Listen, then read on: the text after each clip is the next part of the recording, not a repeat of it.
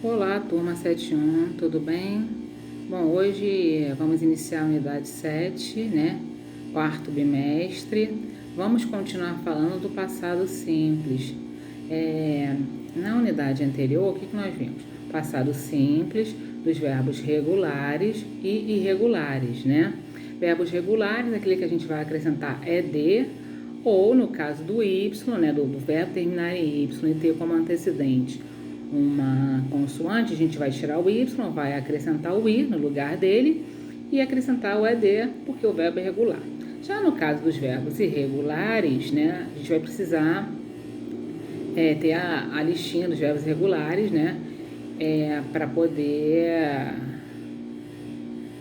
poder fazer aí os exercícios. Na página, vocês podem acompanhar na página 136 e 137 aqui do nosso livro, né? A matéria de hoje continua sendo o passado simples, só que do verbo to be, né? Verbo to be, ele é um verbo irregular. Qual é o passado dele? Was, were. Vocês lembram que tanto os verbos regulares quanto os verbos irregulares, né? Para a gente formar a negativa e a interrogativa, a gente usava um auxiliar comum a todas as pessoas, né? Que era o did, que não tem significado aqui como verbo auxiliar. Por quê? Porque ele só ajuda a fazer a negativa e a interrogativa. O did é um verbo auxiliar comum a todas as pessoas do passado simples, né? Desde a primeira do singular até a última do plural.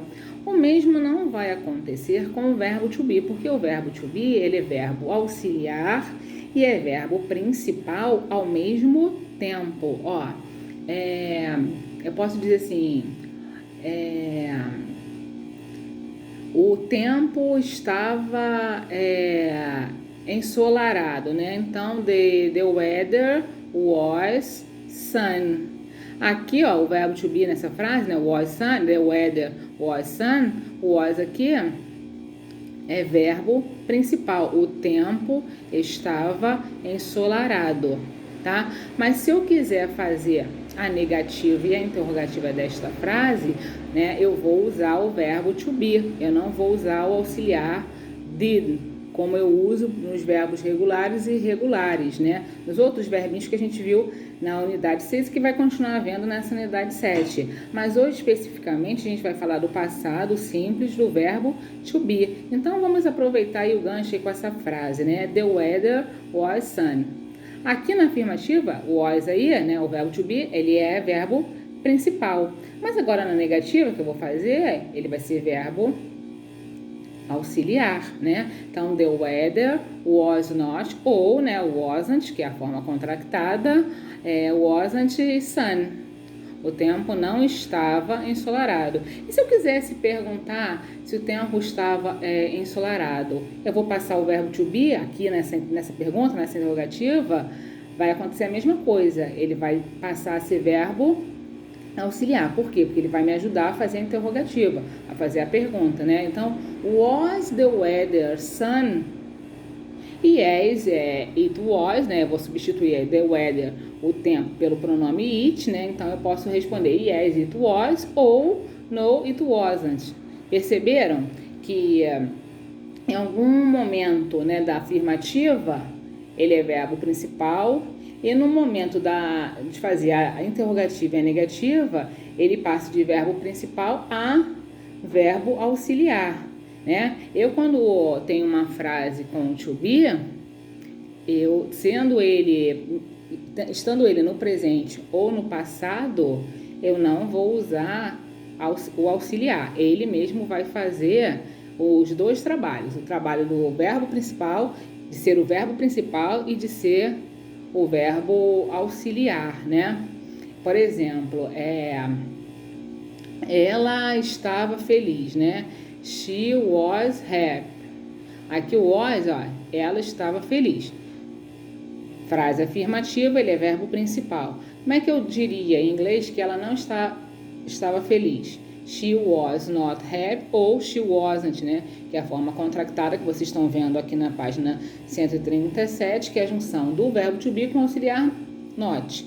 porque a frase é negativa. Então, she wasn't happy. Como é que eu pergunto se ela estava feliz? Eu vou passar o was, né, o verbo to be, para frente do meu pronome, que dentro da oração exerce a função de sujeito, que é o she. Então, was she happy? Eu posso responder de duas formas, né? Yes, she was, ou no, she wasn't, tá? Temos alguns pronomes, a gente já viu, né, acho que na unidade 5, alguns pronomes interrogativos, né? When, quando, where, onde, what, o que, qual, tá? Aqui só tem esses dois, a gente já viu alguns, eles vão aparecer antes do verbo to be na pergunta, né? Vou pegar essa frase aqui, ó. Where were you last weekend? Onde você estava no final de semana passado, né? Aí aqui, ó, o where é a pronúncia do pronome interrogativo. Onde? O were é o verbo to be no passado, tá? Aqui pode ser segunda pessoa do singular, você, ou segunda pessoa do plural, vocês, né? Eu posso perguntar onde você, eu posso traduzir, né? Onde você estava final de semana passado, ou onde vocês estavam final de semana passado, certo? Tá? Bom, essa aí foi a matéria da unidade 7, eu gostaria que vocês fizessem aqui a 136, tá? Não vou passar rapidinho para não dar cola. Aí, vou virar a página aqui, eu gostaria que vocês fizessem, por favor, aí, 7.1, não deixe de fazer o exercício de casa, não. 138, números 1 e 2, tá? Esses exercícios aqui estão falando do passado simples. Número 2 está falando do passado simples, dos verbos regulares e irregulares. E o 1, para completar, ó, com o to be aqui no passado, tá, pessoal? Bom, tenham uma boa semana, fiquem com Deus e até a próxima.